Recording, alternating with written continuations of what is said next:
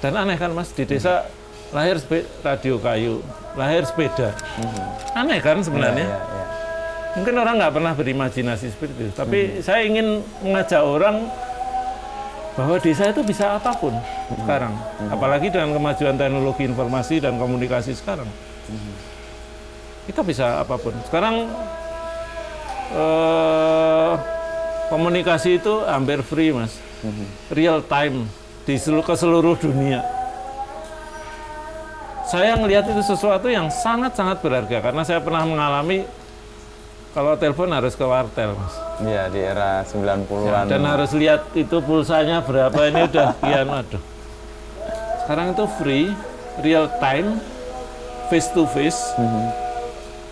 Ngirim dokumen, file segala macam bisa dengan sangat cepat. Jadi kalau sekarang mau bekerja di desa itu infrastrukturnya itu sudah ada. Infrastrukturnya sudah tersedia. Tinggal kita berani nggak gitu loh. Tapi untuk kecenderungan sekarang kan orang-orang urban ada mimpi-mimpi untuk kembali ke desa dan ingin motifnya macam-macam sih.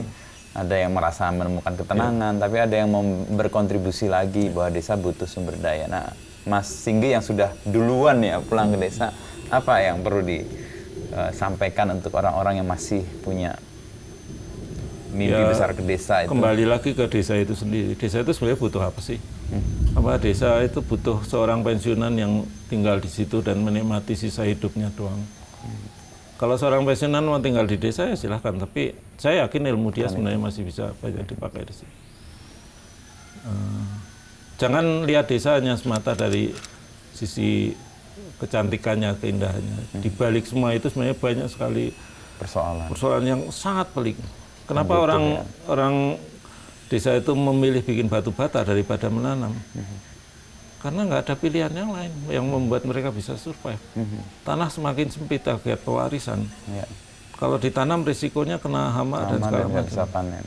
Mereka uangnya sangat terbatas. Batu bata itu kalau saya tanya, ini nek kalau utang teng warung gampang Mas, dimana kalau nandur pari gitu. Ketidakpastiannya lebih banyak ya menanam. Itu PR. Apa itu tugas mereka? Enggak, mereka tidak punya ilmu yang cukup.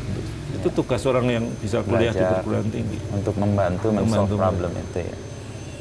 Orang yang bertugas itu orang yang punya pengetahuan. Kalau ke desa ya lihat itu semua. Kayak gitu. Tapi kerumitan atau apa ya istilahnya, mimpi-mimpi orang untuk tinggal di desa dengan kenyamanan dan segala macam itu mimpi yang salah atau benar menurut Aska? Sebenarnya apa yang harus dilakukan di desa sih? Oh iya, pernah bukan kakak sih, ibunya temanku bilang, Aska kenapa kerja di Temanggung, itu kan kota pensiunan gitu. Nah, persis. Terus, kok kota pensiunan? Apa? Terus balik lagi katanya Pak Faris Tevi, ya kita kalau diremehin bisa makin mengejutkan kan Mas, kalau kita bisa ada sabdanya tuh, berbahagialah kalian yang diremehkan. Betul. Karena dengan begitu kalian punya kesempatan besar untuk mengejutkan. Gitu. Jadi di desa itu kayaknya masih belum ke ini deh. Di desa kan buat pelarian orang kota biasanya. Dan saya malah kebalikan, kalau pelarian ke kota, nyari konser, nyari apa gitu ke Jakarta. Tapi ketika produktif dan bekerja justru di desa. Di desa. Itu desa masih bisa dikulik sebenarnya. Gitu. Nah, apalagi untuk profesi-profesi yang sifatnya bisa remote. Ya. Dan karena teknologi bisa sangat mudah untuk Mas, betul. bisa terkoneksi tadi. Ya. Tapi memang value yang kuat di desa. Dan itu hidup di keseharian ya. Yang membuat desa sustain kan itu juga. Ya. Punya value yang udah teruji bertahun-tahun, bahkan berabad-abad. Ya, kalau kata Mas Yudi nih yang punya tempat ini. Mas Yudi, kita minjam tempatnya Mas Yudi nih. Gue Desember mau nginep di sini.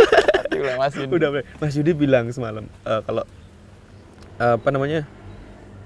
kita tuh orang desa, tapi karyanya dewe ojo desa gitu. Kita tuh orang desa tapi karyanya jangan desa lah gitu.